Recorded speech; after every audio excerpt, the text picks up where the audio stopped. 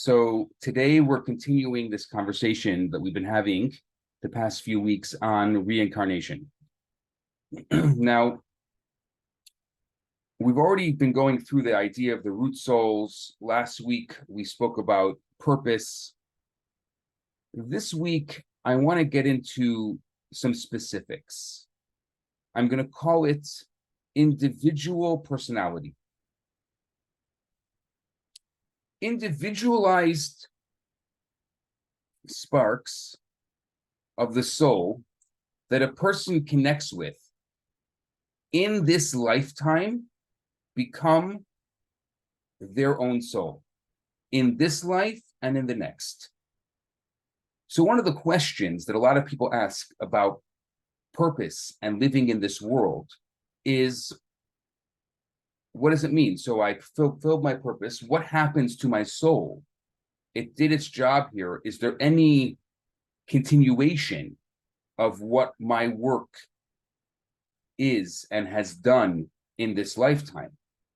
And the answer is yes. The individualized sparks of your soul become embedded with your soul forever. Just like in life, when others think of this individual, they think of them in a certain way. This person was a kind person. This person was a benevolent person. This person was, you hear all of a sudden, when someone passes away, you start hearing all these beautiful things about an individual during their lifetime. Well, the same is true afterlife. The same is true after a person goes. The individuality within will continue to exist and extend eternally in the afterlife. Individual and personal immortality is experienced when the soul of a person, the unique spark of a person's soul that they expressed in life, lives on for eternity in deeper realms of existence. Having traveled through life, which means life in this world, the individualized spark of the soul has now become, let's say, ever more colorful. It accumulates life's experiences. It accumulates life's knowledge. And in the afterlife, that integral entity will journey onwards to ever increasing measures of awareness. What actually reincarnates into other human beings are the subconscious, or what we call in Kabbalah, beyond conscious. The subconscious or beyond conscious aspects that exist within the soul, the elements within the soul that were not activated or articulated. So for a person living in this world, if they never have the ability, for whatever reason, to tap into their subconscious, and we're going to say primarily because of their own choice, that subconscious needs to come back and relive this world until it becomes conscious.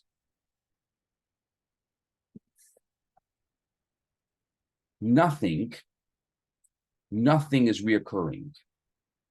There's no repetition within creation.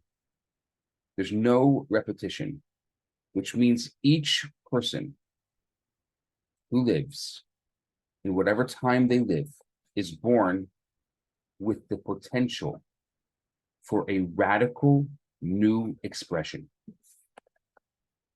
Each person and each incarnation and each lifetime is born with the potential for a radical new expression.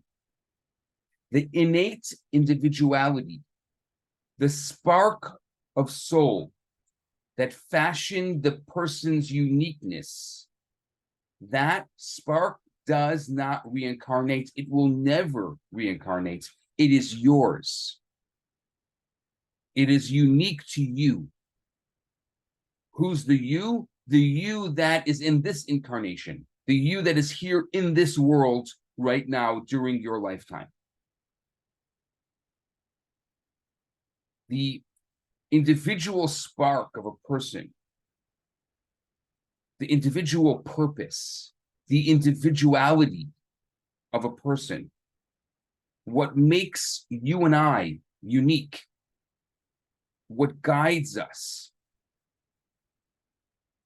what we are known by, who we are, that uniqueness, it will not re-embody, it will not reincarnate.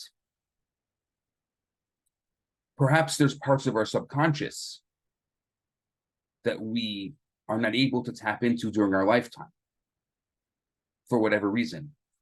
That will reincarnate. But what makes us unique, our defining factors, that will not reincarnate.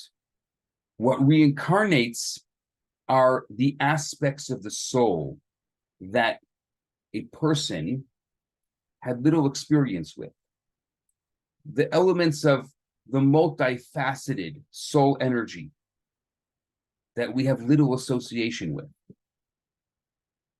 Clearly, in our soul, there is contained all the possible energies, and the entire soul resides somewhere within us. But on a day-to-day level of awareness, we're not able to consciously affect certain aspects of our soul with our own uniqueness. And so, it is this uniqueness of the soul, coupled with a life full of memories that were imprinted on the soul that journeys on in the afterlife. Which means your experiences, your uniqueness will have a direct effect on your afterlife.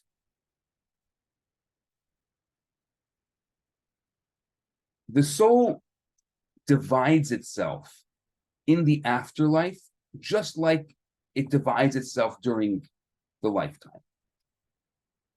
Just as in this realm of existence, there were sparks of soul that a person connected with, and there were others that remained dormant.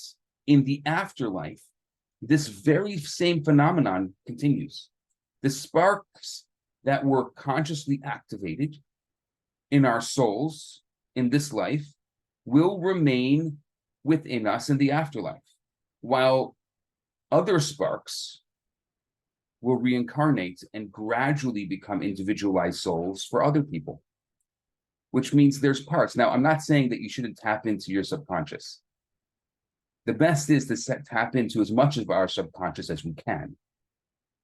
But there's parts of your subconscious that you may not be able to tap into, and then that part of your subconscious may become the individualized element of another person's life, your reincarnation.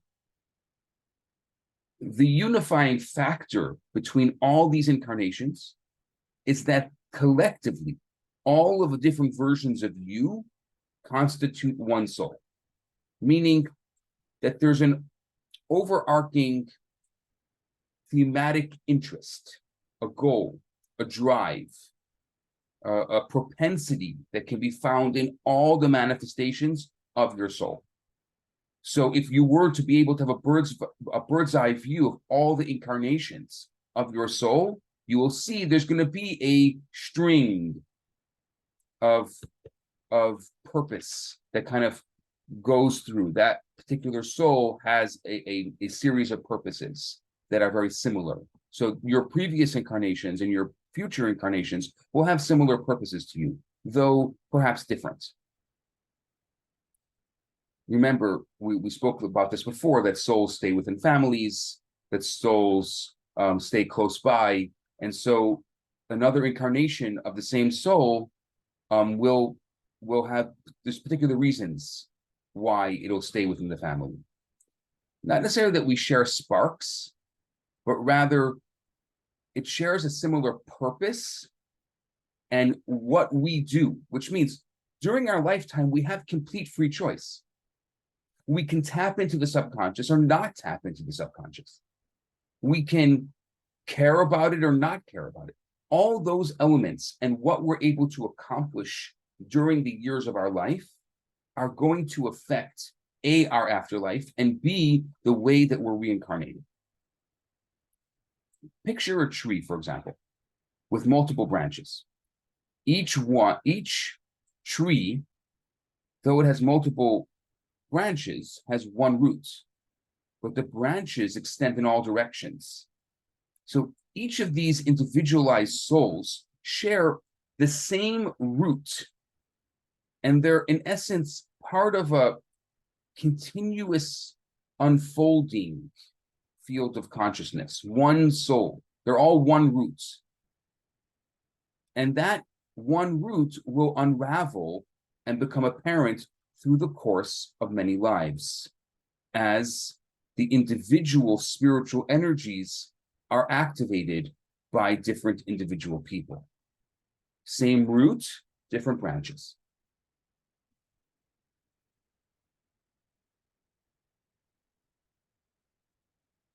Good?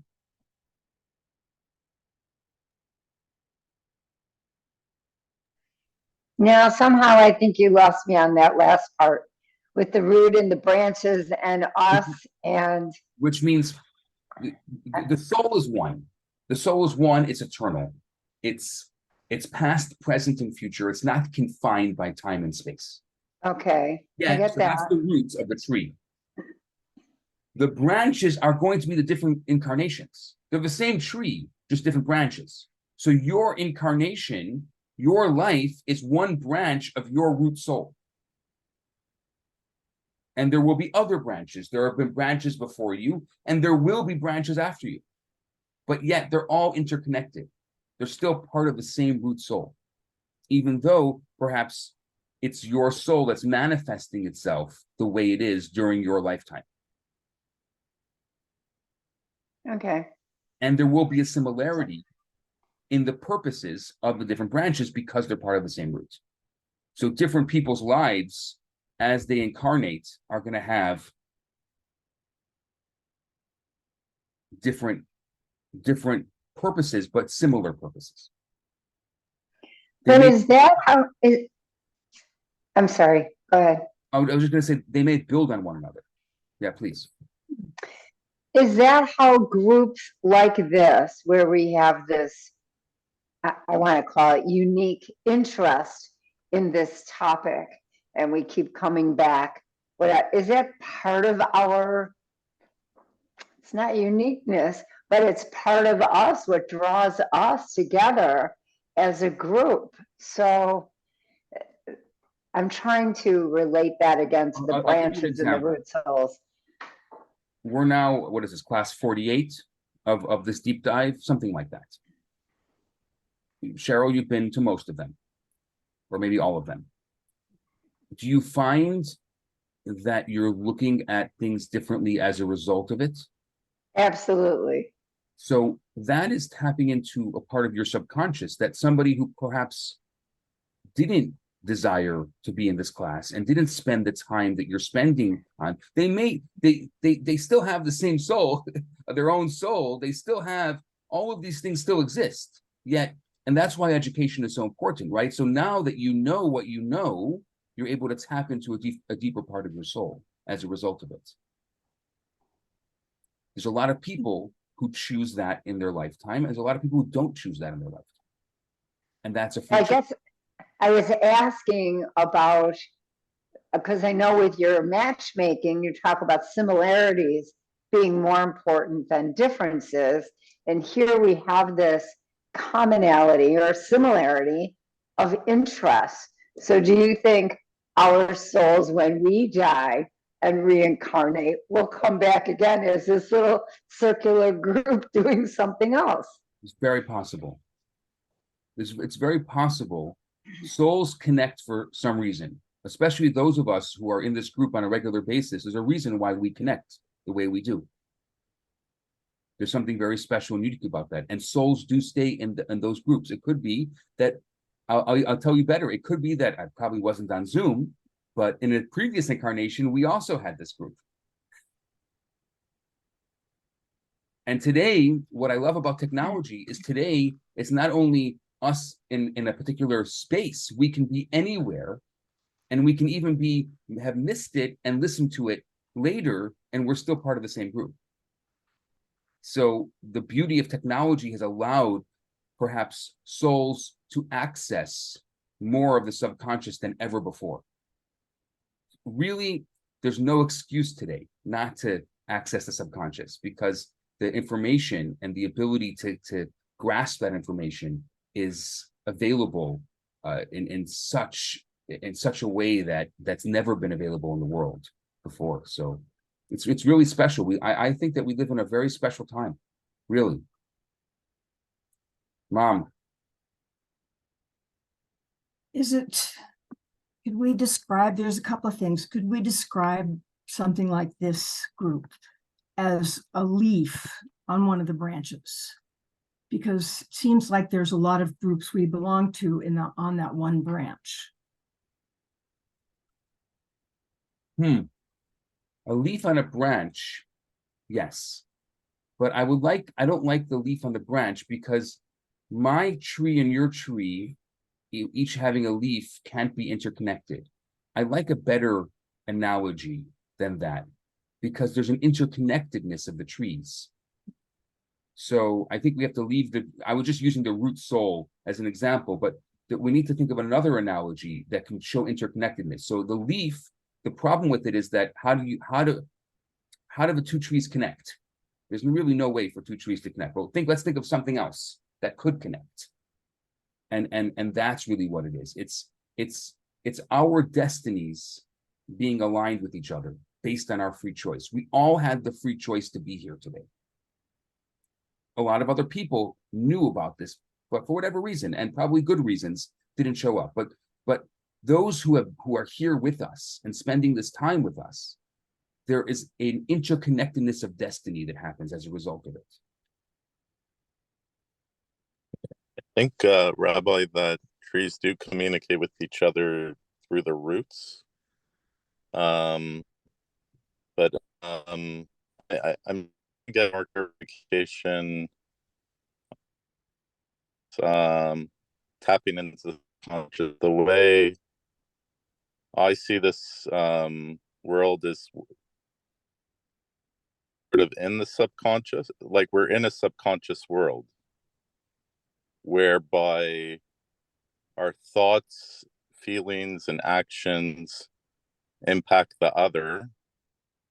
We could observe our thoughts, feelings, and actions, but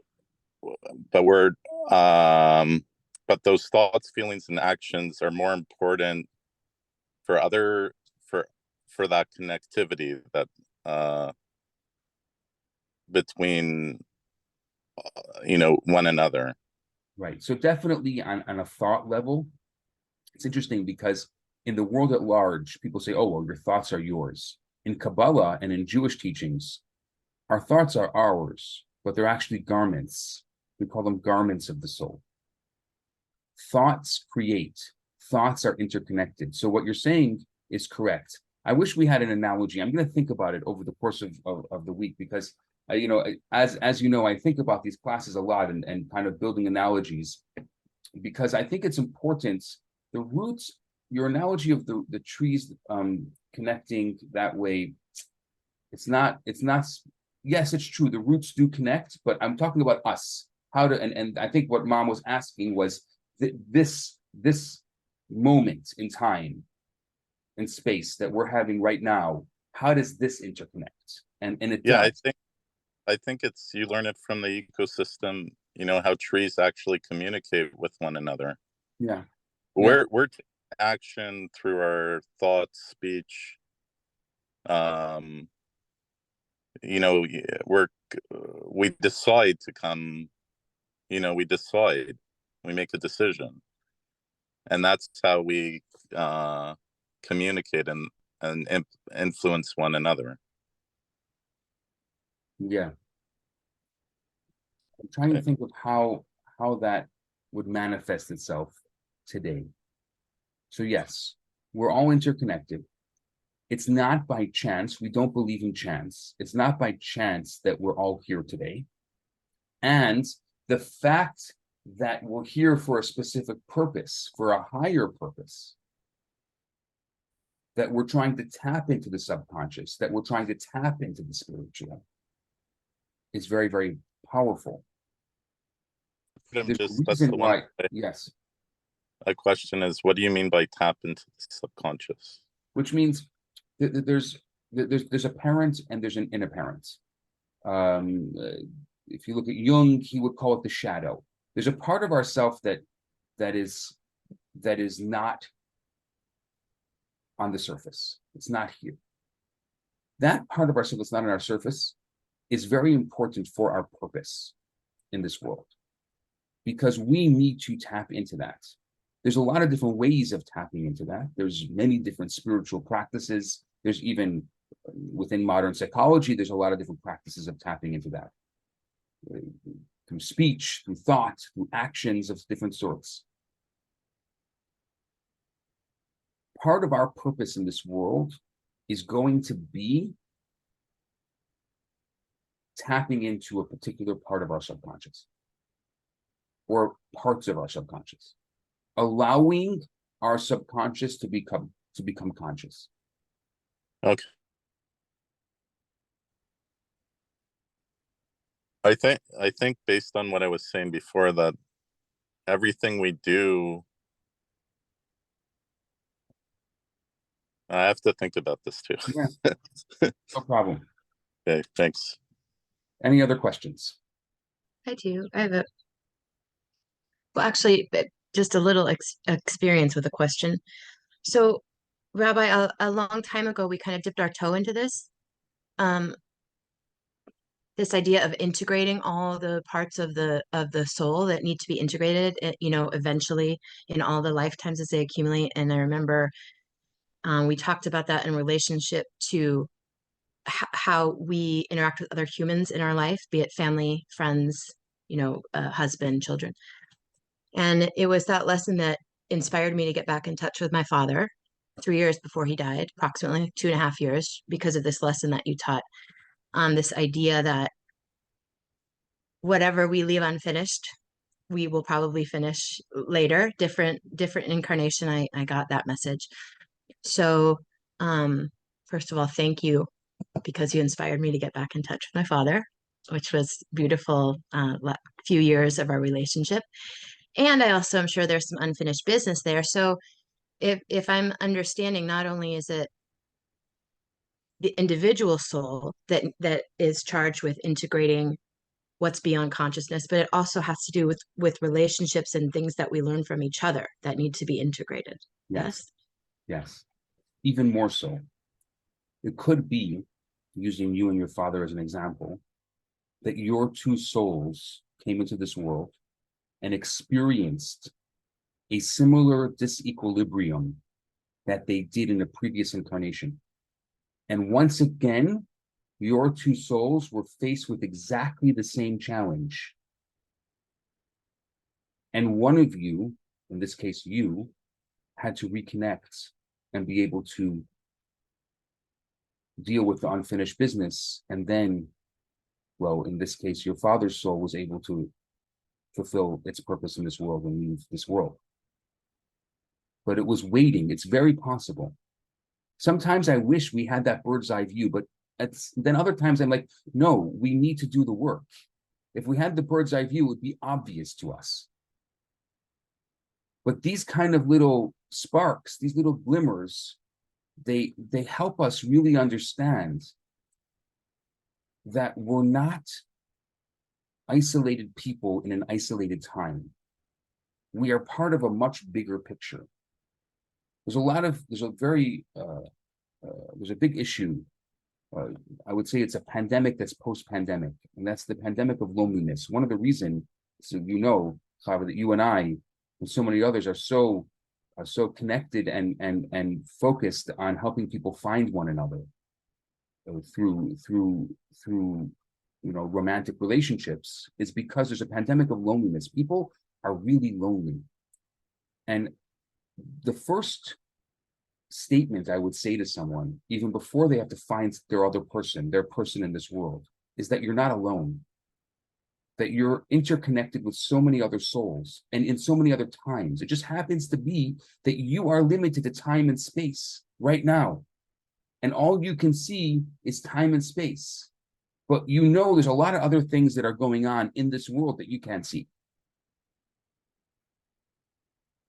Well, I'm telling you that there's a lot of other things going on beyond time and space that you can't see.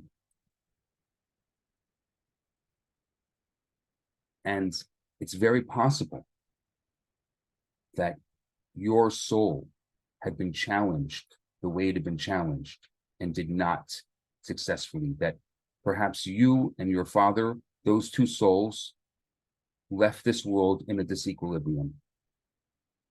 They had not finished what they had to finish. And so both of those souls had to come back. It could have been that before they were a different relationship, but probably a very close relationship. And so this time they came back as father and daughter, and they had to reconnect. And you making that choice to create that relationship allowed that part, that spark. That's what we're talking about, these individualized sparks. And they're going to be little individualized sparks. We think of the purpose as this large purpose, like, what is my purpose in life? According to Kabbalah, that purpose is not a large purpose. It's made up of many small purposes. And it could be one of your purposes in life was to fix that which a previous incarnation couldn't fix. And it took a little bit of humility, which it usually does take a little humility, and the ability to be able to swallow the pride and make that very difficult decision. And if you, and I'm saying this to everyone, to all of us, if we are in a particular situation of which we have a relationship that we need to mend, it's very possible that that is part of our purpose in this world, and that's why it's so difficult. It's going to be those things that when you think about them, you're going to be like, oh, no. I'm never doing that. I'm never, ever doing that. That is going to be the purpose. If I'm never doing that, that's tapping into the subconscious. That's tapping into perhaps a previous incarnation. Of course, it's that charged. There's been another life that could not do the same thing. So now you are challenged with the same thing. And will you answer the challenge? Yeah, it takes a little bit of humility. Or maybe a lot of humility. Sorry, Rabbi, isn't that everyone's purpose in a way to... Yes, I'm saying any, which means if you are... Started off, it may be your purpose. Isn't that the whole point, that we're all supposed to realize that that is our purpose, that everything we do every single day of our life is about making this world a better place?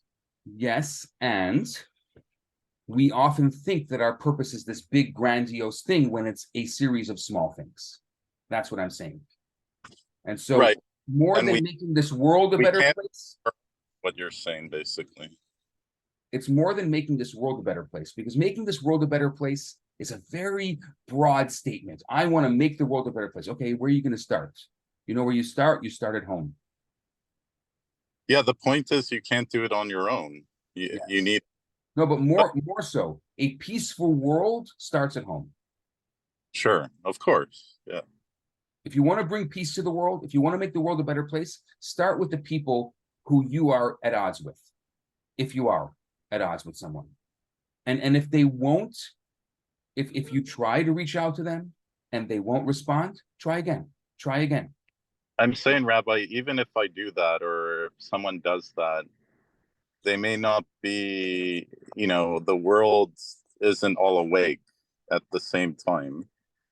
And we keep on, I guess, reincarnating, and one day we'll all be aware, and that's maybe the messianic days. Am I interpreting this right? Or Oh, that's what I'm. So that's why I think that we live in a different time, because the Rebbe said that we live in a time that is the precipice of the Mashiach, and that is a time of where there isn't going to be this disequilibrium in the world, which means that our job is basically the final sparks. We're just doing the final sparks. So those relationships that we rekindle, like the story of Chava and her father that she just spoke about, those relationships are the final sparks, which means it could be that this, we think about, oh, well, if I don't do it today, I'll have to do it again. No. We can't think. There's no other reincarnation. It's not happening again. We're the end of the line. We're the final reincarnation. So we have to do all the work. We have to make sure there's no unfinished business when we leave this world.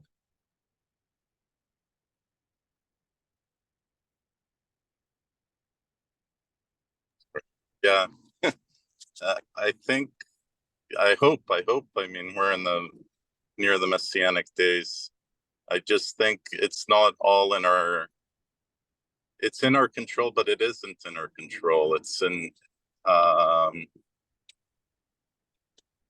everyone needs to be aware. Yeah. There's a potential because of technology. What isn't in our control isn't in our control. It's not in our control whether somebody responds to us. But what we can focus on is what is in our control. That's what matters. What isn't in our control isn't in our control. That's the reality. No, I agree 100% with what you're saying. I'm just saying the we're near the messianic era. We need, the technology needs to be used in the right way, in a good way, not in a yetzer hara. And it is. But it is, maybe in certain realms, but some people use, it is and it isn't in the subconscious world we live in today, is all I'm saying. Okay. Got it. Okay, thanks. Sorry. No problem. Any other questions? I have a vignette. Sure. So,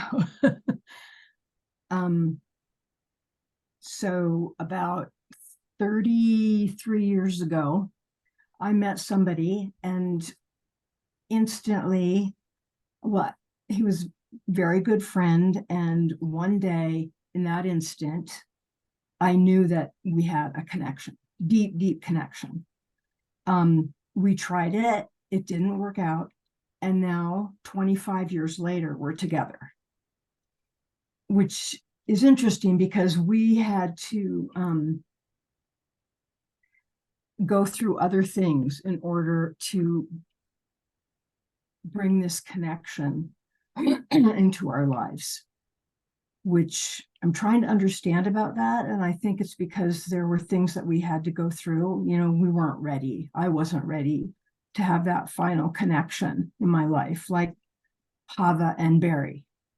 It makes a lot of sense to me. It makes a lot of sense to me. I'll tell you, when someone, let's say, if there's someone expecting, someone says, "Oh, I'm expecting," we're expecting a child. What is the blessing in Hebrew that we give them? We don't say Mazel Tov. Mazel Tov is after the child is born. What do we say? We say the words B'sha'a Tova. B'sha'a Tova means in a good time. And you're going to find this all over Judaism. We don't focus. You spoke before about the idea of sanctifying and desanctifying space. We sanctify time. We believe it could be the right person, wrong time. And that timing sometimes is more important than the actual person. That is a fundamental Jewish belief. That's why every Friday night We light the Shabbat candles. I don't. I'm jealous of those who do. But women light the Shabbat candles. And it's not do it Friday night whenever you get around to it. No, you're going to look and it's going to be a specific time. And that minute is important. I never heard anyone say, okay, we're going for Xmas dinner and it's starting at 6:42. Xmas is starting at 6:42. I never heard anyone say, Easter is going to be tonight at 5:38. But for us, that time, the time that Shabbat starts and the time the holiday starts, is a very, very important time. And it's not before and it's not after. And that is that idea of elevating and creating that time. So it totally makes sense. Right time, it could have been the right person, wrong time, and now it's the right time. And that's why I always say, and I say to a lot of people, and I learned this from Eliza, she calls it mystery in your history, that look back into your history. There could be a person who could be good for you that you've already dated. That could be your person. It was just the wrong time. Actually, our anecdotal studies show that 30% of relationships are people that were in each other's history. I would like to assure everybody that this statistic is real. I have known my husband since I was 13 years old. I just did not see him until I was 38. I was best friends with him. I used to run around with his sister in high school, and so he was just the annoying little brother. Now the annoying little brother is my husband. And you're going to see that a lot of people have those stories like that. That's not a unique story because time is so important.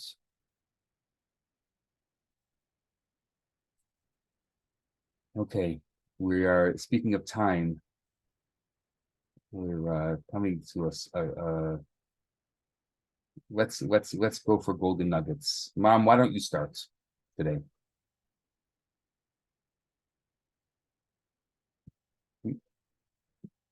Gotta unmute. Thanks, Rabbi, and thank you, my daughter, for introducing me to this class. These classes, as I said, every week always have more questions for me because right now I'm going to finish more lessons, but I have questions about if we have no senses in the afterlife and we don't have the ability to know because we're in a different form. I'm trying to figure out how we even know what's going on. It still feels like it's eternity when somebody passes away. It still feels like one would feel like it's eternity when one is dying. So I have to figure that one out. And I just want to say that I'm on lesson 18. So I'm very happy about that. Each one, Rabbi, I have to go back and listen to it at least twice. So thank you for having those all on YouTube and making them available. I appreciate that. Thank you. Want to pass it on? Sorry, Hava. I'm going to pass it on to Cheryl. I forgive you. Okay. Thanks, Mom. I love the stories today. I'm trying to put it all together. I thought this was a pretty deep session, actually. But one of my favorites that I highlighted goes back to something Mayor said. I'm sorry if I mispronounced your name. But purpose not necessarily being a huge thing, but we have many small purposes to fulfill in this world or in this lifetime being our purpose. And I guess I've been searching so hard for that big purpose. What is my big purpose of being here? And maybe I'm going to let go of that idea now and start with the smaller stuff. So I really like that. So thank you. And I will do you a favor, Mom, and I'll call on Chava. So now it's your turn. I love it. Full circle. Right? That was really hard. That Fulfilled, sorry, daughter, that fulfilled a purpose. I don't know what it was. There you go. Moment, spark, elevated. Cheryl, I'm with you that this idea that Rabbi presents about we don't necessarily have to have some like grandiose expectation of our purpose, and that's huge. Every time I hear you speak about that, Rabbi, it something in my soul, I don't know why, I had just it's relief, because it reminds me, I guess, the idea of humility. And it's just this very second we're in. I don't have to go back, and I don't have to freak out about forward. I can just be here and do the best I can in the moment for the people around me. Like it, that's it, man. Okay. Thank you. Jill. And by the way, Alessandra, I want to have class like in a lawn chair right next to you, or beach chair right next to you. Yeah, we all do. I'll show you while Jill express herself. So I liked, or at least what I picked up, that there's pieces of our subconscious that we're trying to get into our consciousness to try to express, that those are pieces of our soul and therefore part of our purpose. And I wonder if we might not know it with true clarity, but because we can feel those pieces in our subconscious kind of poking out, that's adds to frustration. It's like, how do I get that out? How do I do that? So that's just one of the pieces I got from today. Thank you so much. Well, Alessandra, will pass it to you in the beach. So this is my new place for until July 31st. And since the internet at home is not working, I'm connecting to the Wi-Fi on the beach. And later I'll send you a picture of my office. So you can. And Are you okay? Are you okay? Do you need assistance? Let me know if you need help while you're there. I always need an assistant. Always in need of positive energy and a friendly smile to share the coffee with me. Actually, I passed on to crema de café, which is an ice cream, coffee ice cream, not ice cream, but like an iced coffee cream. So many things today. I joined my friends on the purpose kind of thing, and I sometimes find myself working on traits of my character that I have identified as could need a lot of improvement. So I try to do that consciously, and I'm happy to see that this is the way to go, with a lot more work, but still the way to go. And I have experienced in the past, like, relationships with people where I felt that there was more to the relationship than, just meeting somebody, but also realizing that one of the choices we have when we speak about free choice is also to cut that relationship and to say a final thank you and goodbye. And it doesn't mean that you have to rekindle it. Like we've talked a lot about rekindling some relationships, but I think it's also sometimes to love yourself enough to decide that that's it. You consciously appreciate the fact that you cannot have a relationship with that person, and to let it go. And it's been very useful to me, and hopefully I'm not coming back for those people. I'm happy to come back for other people, but not these ones. So that's my story for today. And I will pass it on to Mao. Um, oh, it's a very deep topic again, Rabbi, and everyone. For me, I I don't know if I have a golden nugget or not, actually. I'm more thinking about my understanding of Shabbat, the Garden of Eden, and sacrifices of animals that happened, that our forefathers have done. And quite I guess I'm confused in a sense, and I'm just wondering whether or not we should do more to understand um, like just trying to understand the reasons behind those rituals. In particular, for me, the one that's always been the most challenging is the sacrifice of animals. I know this isn't the topic today, but I'm just bringing this up because in the Garden of Eden, there was, a kindness between us and our environment.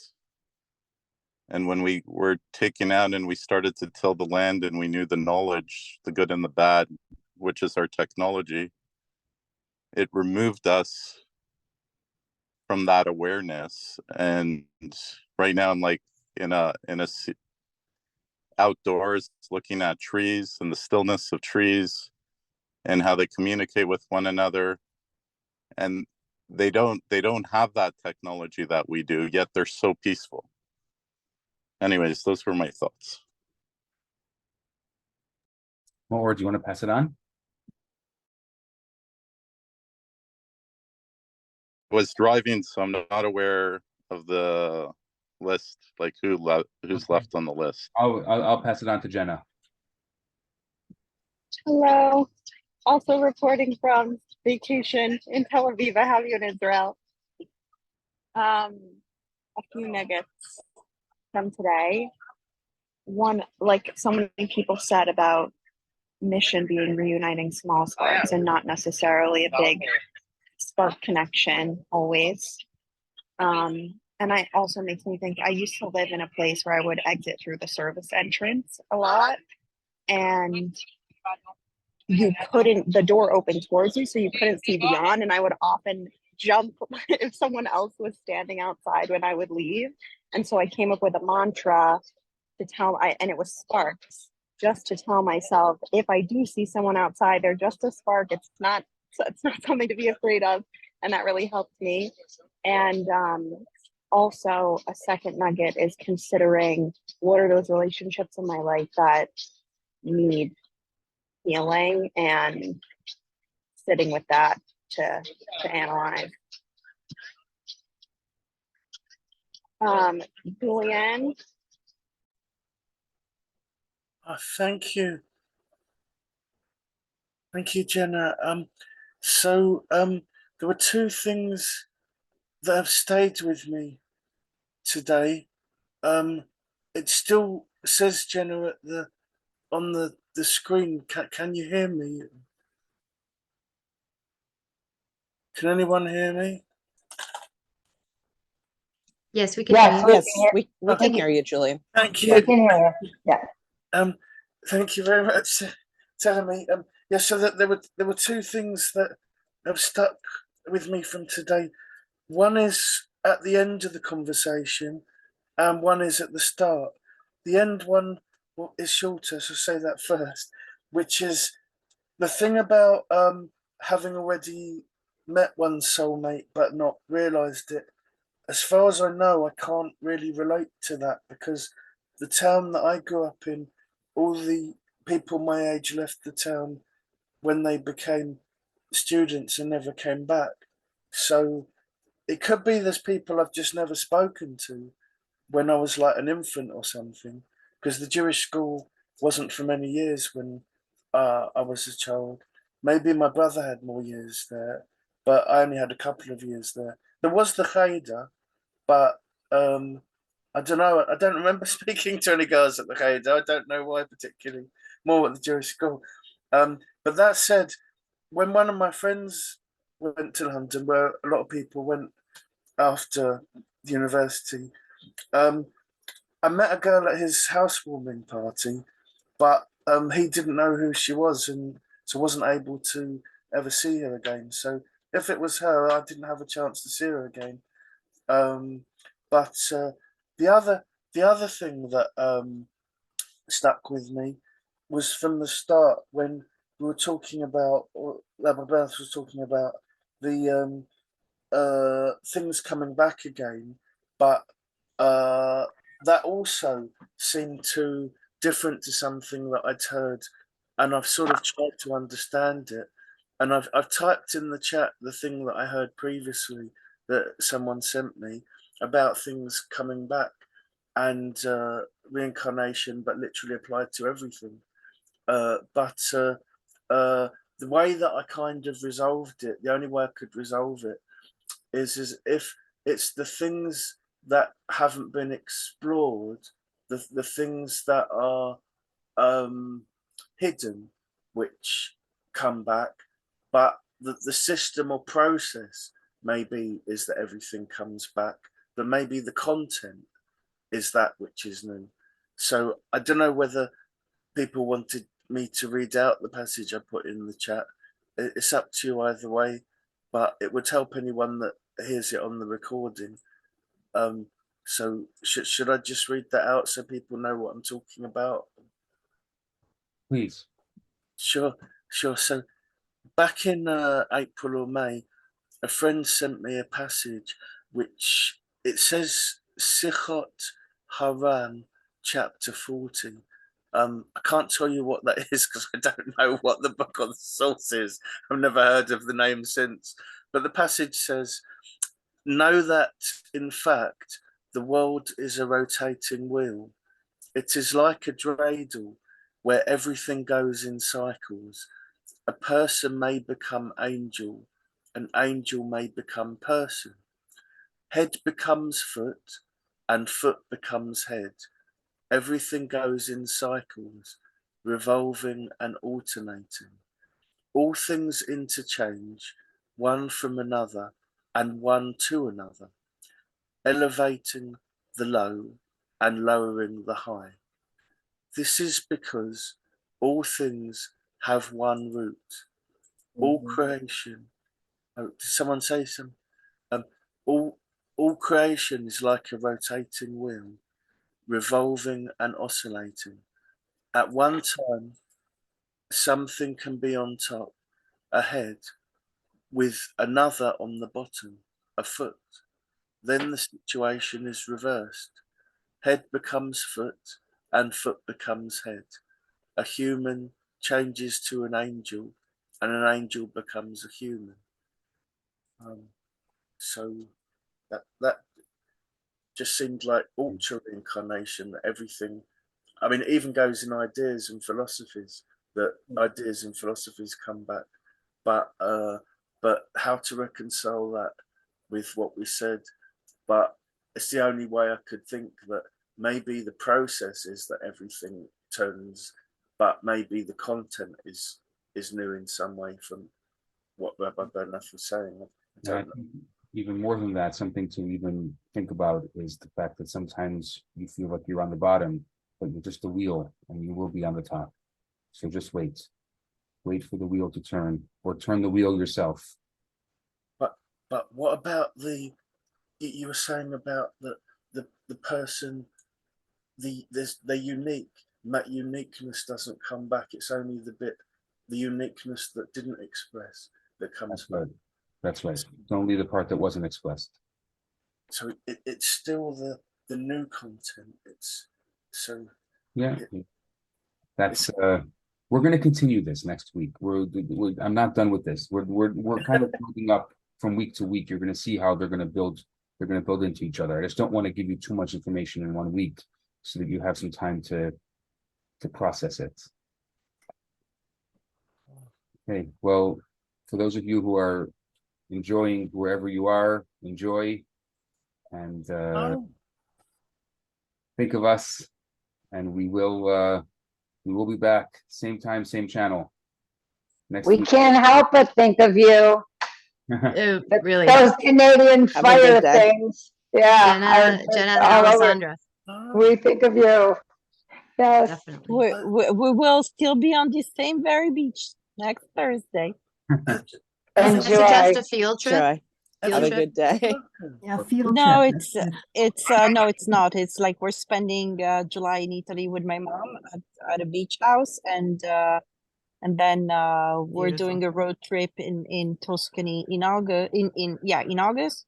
But first, I jumped to Tel Aviv for a bar mitzvah for 2 days in Haifa, to be exact. So is that where you are now? You're No, in now Haifa? I'm in Italy. Oh. No, I'm in Italy Oh, now. you're in Italy. 120 thing. kilometers south of Rome. Wow. Well, stay safe, both of you that are in. Oh no, you're in Italy, Jenna. And in Israel. May in I Israel. ask Yeah. if anybody's willing to throw a prayer our way? My husband, Ron, is having surgery on Monday for a full hip replacement, and I would just be so honored if anybody would like to pray for him. His name's Ron. And do we need to know his dad's name? Is that how it works? Yes. Ron, son of George. Okay. Um, We're gonna pray for you. Can you put it in the WhatsApp group so I'll send myself a reminder and I thank you, can Alessandra. read Tehillim for him? And we're looking you. forward to good news. Yes. Thank you. Always. Thank Good you. luck, Thank you. Celeste. To Ron. I mean. Only good Everyone things. spoken.